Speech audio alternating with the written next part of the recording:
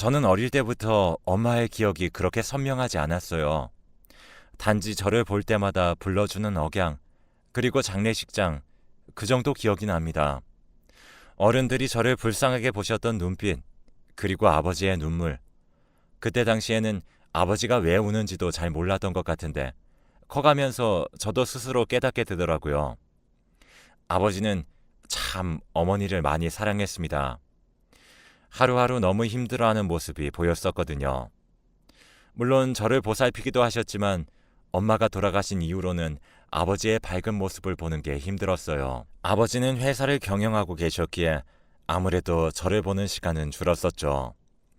아주머니와 함께 지내는 날들이 많았는데 그래도 주말에는 저랑 놀아주시려고 하고 늦게 퇴근을 하신 날에도 저의 방에는 꼭 들러주시면서 자고 있는 저를 만져주셨던 분입니다. 어릴 때는 아버지가 곁에 없었다는 게 참 힘들었는데 지금 생각해보면 아버지의 입장에서는 정말 최선을 다한 것이기도 하죠. 어릴 때는 몰랐지만 저희 아버지는 꽤 잘 나가는 회사를 경영하시는 분이셨어요. 돈에 대한 부족함이라고는 느끼지 못했는데 학교에 가면서 저도 제가 잘 사는 사람이라는 것을 알게 되었죠.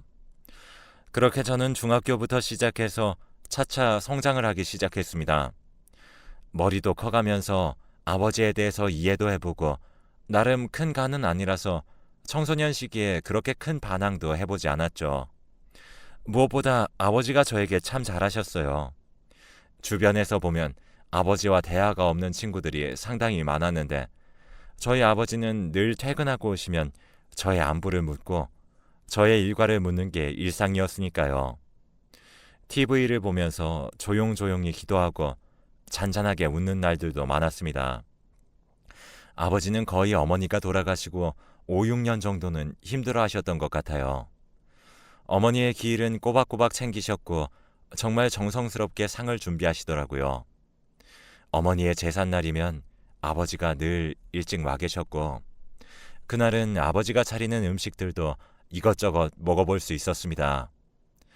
사람 안 쓰고 자신이 직접 하시는 것을 보면 얼마나 정성이 있는지 알 수 있는 부분이죠. 장까지 직접 봐오셨으니까요. 아버지의 사업은 점차 커갔고 그렇게 저도 점차 성인이 되어가고 있었습니다. 저는 무사히 학교를 졸업했고 아버지가 가주면 좋겠다고 하는 학과를 들어갔죠. 공부도 아버지의 머리를 닮아서 그런지 괜찮게 하는 편이었고 점차 저는 아버지를 많이 닮아갔습니다. 강요를 하진 않았지만 저도 아버지의 사업을 물려받지 않을 이유는 없었죠. 그렇게 대학을 다니는데 어느 날 아버지가 저를 불러서 이야기를 하시더라고요. 이제는 나이도 있으니 이야기해도 되겠지 하시면서 저에게 말을 꺼내셨습니다. 아버지께서 사랑하는 사람이 생겼다는 거죠. 거의 저를 키우면서 20년 가까이 여자를 들이지 않으셨고 제가 성인이 될 때까지 기다려주신 것도 있겠죠. 솔직히 그 사이에 얼마나 외로우셨을까 생각해보면 짐작도 되지 않습니다. 사람은 사람으로 있는 것도 있어야 하는데 그걸 저 때문에 하지 못했던 것이죠.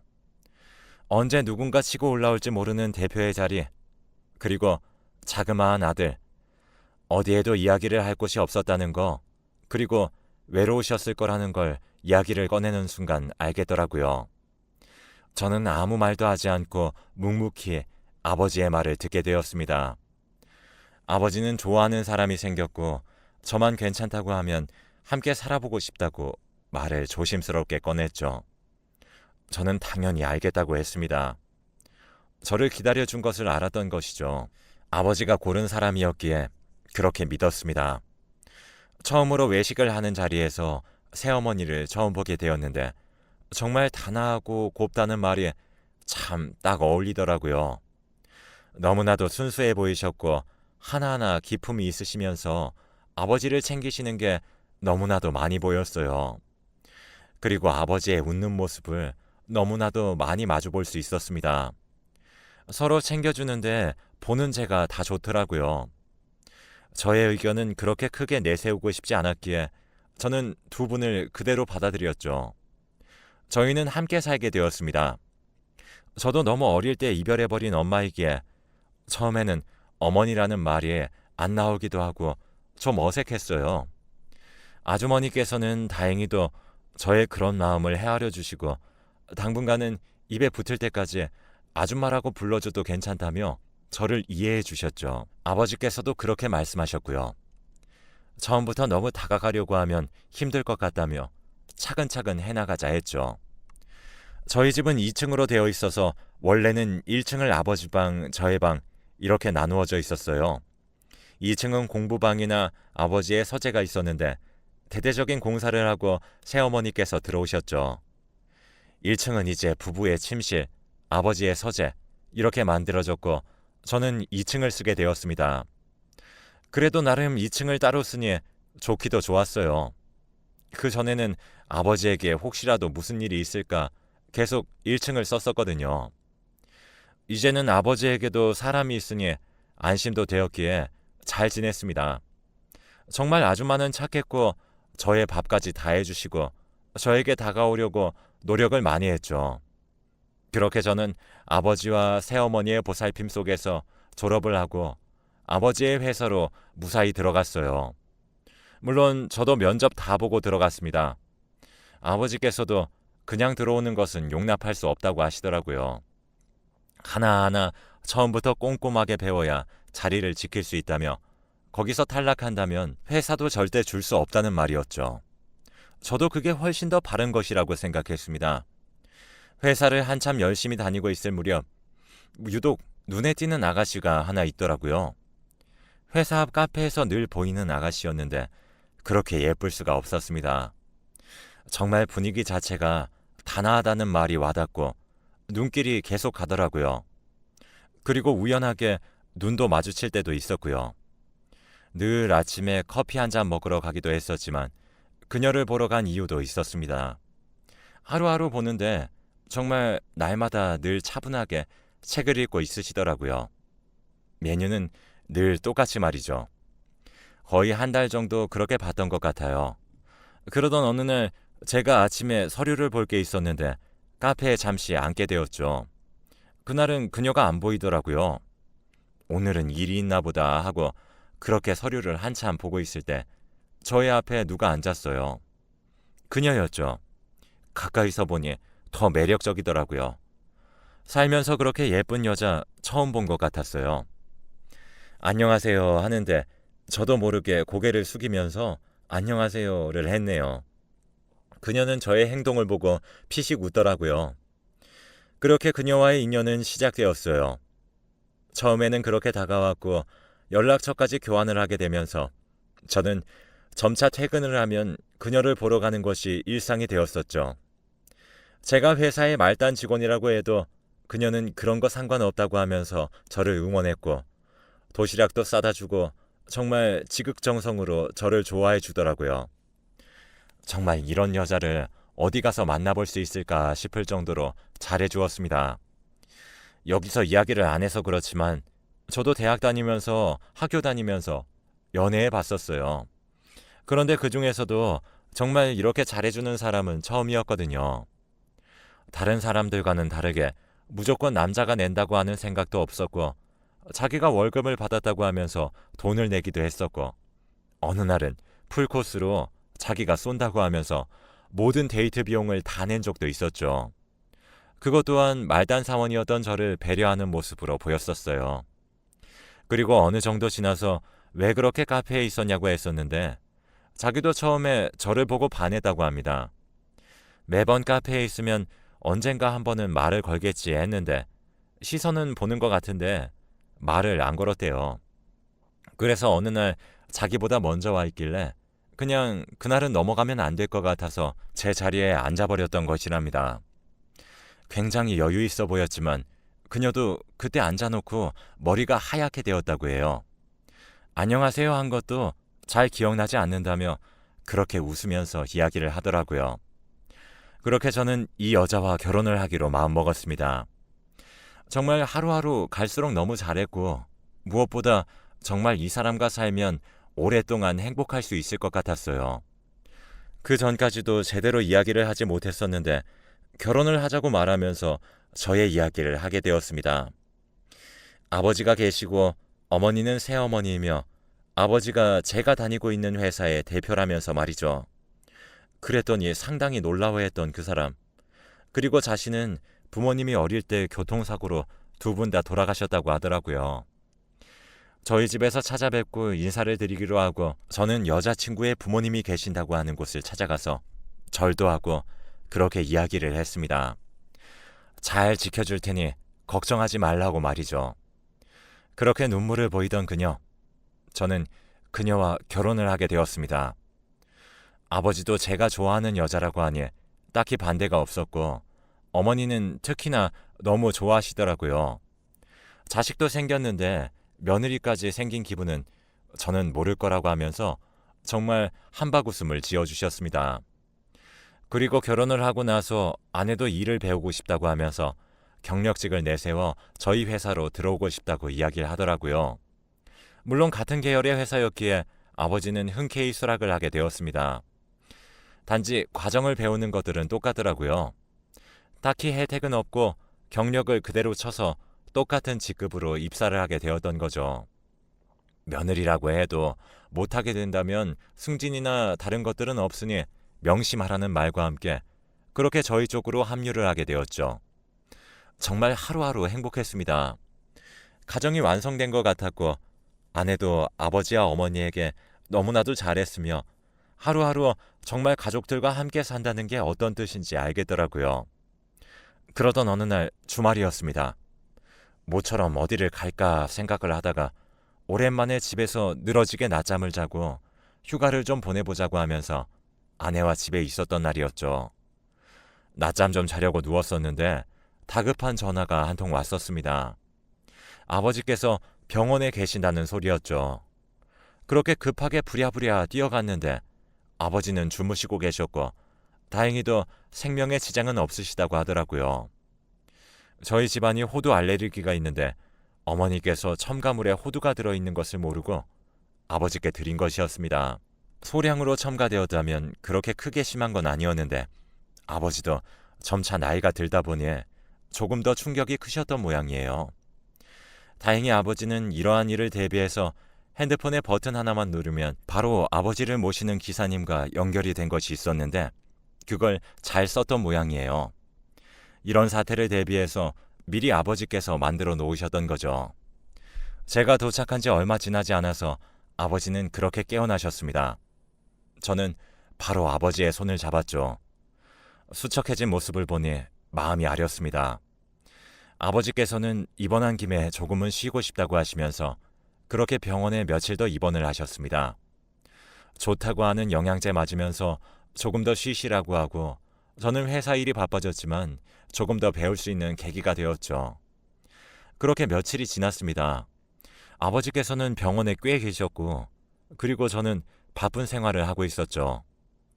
퇴근을 하기 직전에 아버지께서는 전화를 하셨고 저와 새아가를 데리고 마치면 바로 병원으로 오라고 하는 소리였습니다.